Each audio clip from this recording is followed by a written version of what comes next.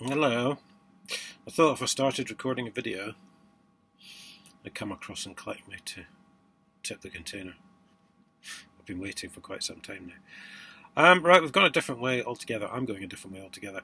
Instead of YouTube, LinkedIn has had the chop. Yes, I will actually, thank you. I could do with some Wi-Fi. So basically I had my stalker on there. That's not the reason why I did it. Did report him to LinkedIn. They did nothing. Still haven't answered any of my tweets. And basically, however long I'd been on it, I had close to 1,000 connections, I think. I'd never once been offered a job, so it's dead weight, isn't it, really? Especially if I'm going to get abuse on it. He complained about 20 odd of my posts or something. I mean, a complete psychopath. So that was closed down Monday morning.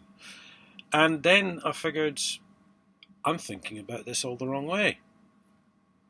The other day I said, after all these years, they're still hacking the channel, still suppressing the videos.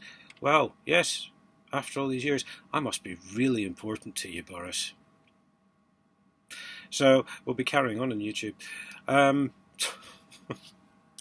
And apparently, according to one Welsh bloke, no one on LinkedIn, obviously, will get to see any of my informative articles, of which I'd written several, of which the coronavirus one, obviously, was the last one.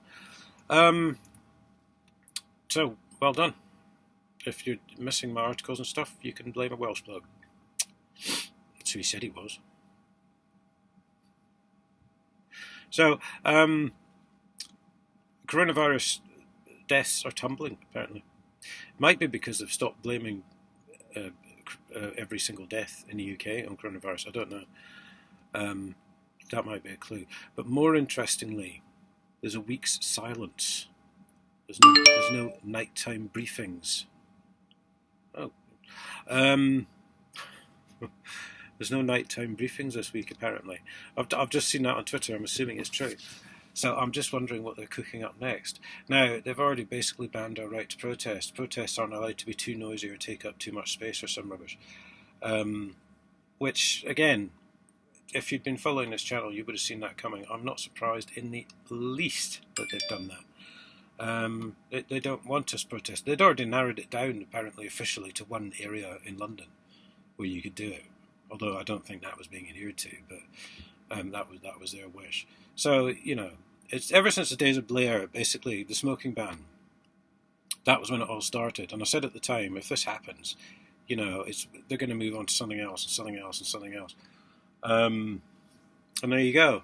Ever since the days of Blair, it's just been more and more and more legislation, less and less and less public services, higher and higher and higher taxes.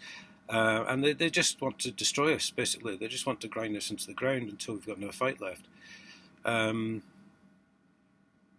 hey, if you'd been watching the channel all this time and supporting me and sharing my stuff,